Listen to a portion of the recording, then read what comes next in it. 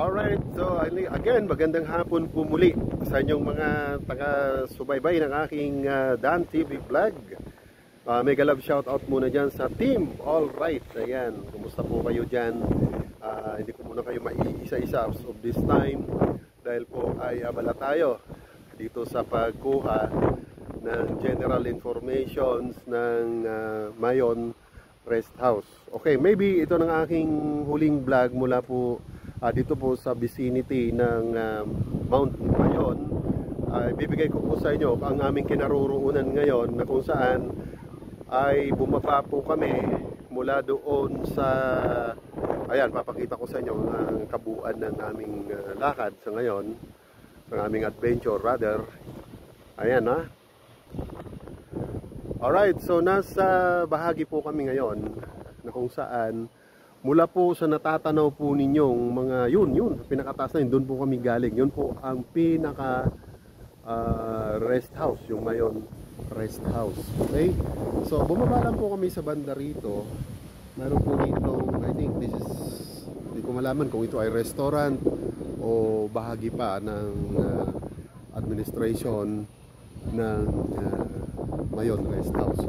So mula po dito, mayroon po ritong kilometer post sign na kung saan po mula dito sa kinalalagyan kong ito. Ayan, mayroon pong signage na sky. Yan po yung yung convention center na pinakita ko po sa inyo doon.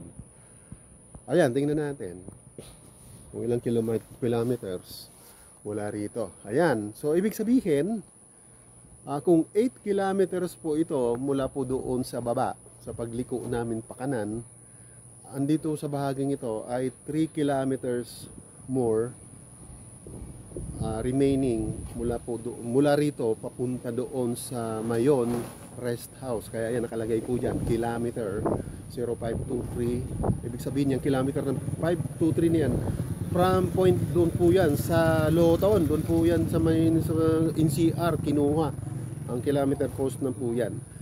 Pero dito po ang Mayon Rest House na yan, 3 kilometers na lang mula po rito. Okay, yan ang information bibigay ko sa inyo. Ikot po tayo kung ano pong makikita po natin dito. Alright. Okay. So, huling sulyap na lang natin. Papasulyap po sa inyo ang lagay dito. Ayan, ang kitin yung kabuuan ng style dito. Ang ganda pa rin po talaga ng view na ating pinagmamalaking tourist spot ng probinsya ng Albay. Ayan, no? Kitang-kita po ang makapal na ulap na ang bilis ang lakad niya. Dala po pa rin yan ng sama ng panahon na dala ng bagyong paalis pa lang po sa ating Philippine Area of Responsibility.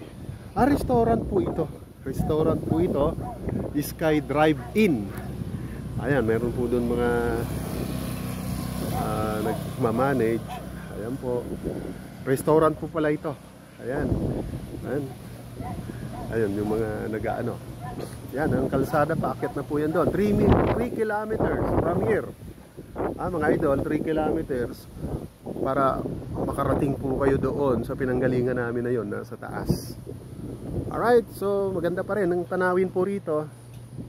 Hindi pa rin po kayo, o sulit na sulit pa rin po kung humimpil man po kayo rito, kung medyo gutom na po kayo mula sa baba. Ayan, meron po tayo rito ng restaurant, Sky Drive-In. Restaurant po yan. Okay, so ikot po tayo. Tingnan natin ang bandang baba. Uy, saglit. Mayroon pong nagtatanim, oh. Yan po sinasabi ko kanina na may mga nagkakaingin po rito, ina-allowed po natin o ng pamahalaan dito sa banda po rito. May mga farmers, mga nagtatanim. Ayan, oh. Kaya pala mula dun sa taas marami kaming prutas nakikita, mga gulay. Nakabili nga po si Stroll Mix Vlog ng mga prutas at gulay at the same time. So but then isang paalala, although po yan ay ina-allowed ng ating pamahalaan na magtanim sila dyan, in the time of mayroon pong ang bulkan ay mayroon abnormal conditions o may ambang pag-erupt, sila po ay pinabawalan sa areang ito. Dadalhin po sila doon sa mga designated evacuation centers nila kung saan po sila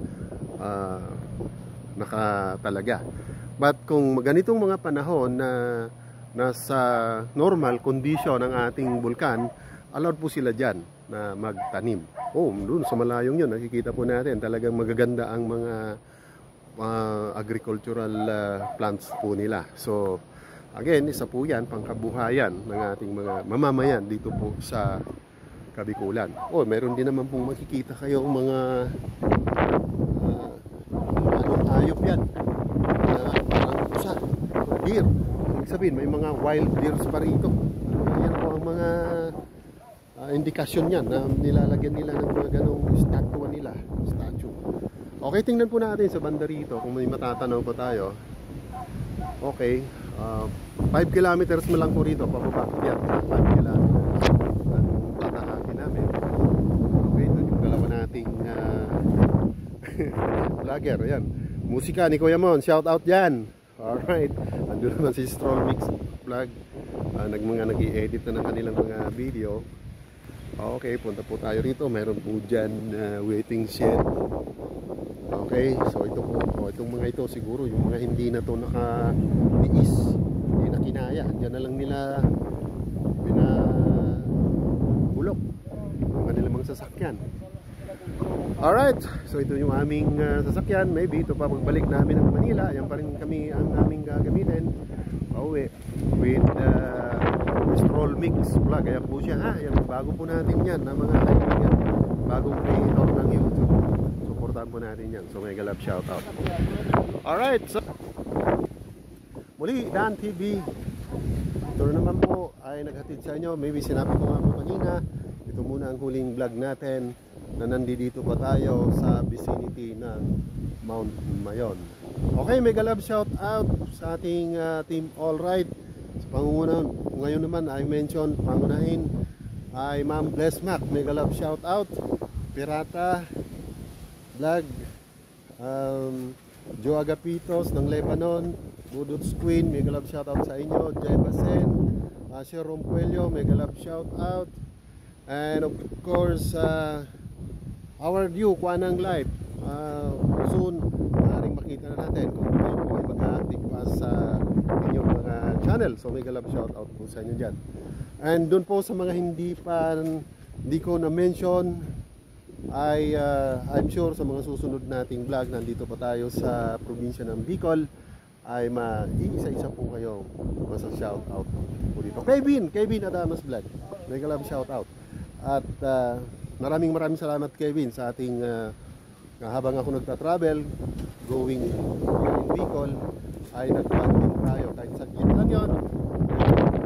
It works na talagang magmamark kayo sa Dan TV Vlog na hindi po natin alam kung kailan naman po tayo ulit Kevin Adamas ay magbabanding. So sooner or later andito po yan lagi sa Bicol. Alright, so Dan TV signing off. Bye-bye muna sa Bulkan Mayon. See you next episode kung kailan pa tayo rito makaakyat. Hopefully may makakasama na tayo rito mga kaibigan natin sa team. Alright, bye and alright.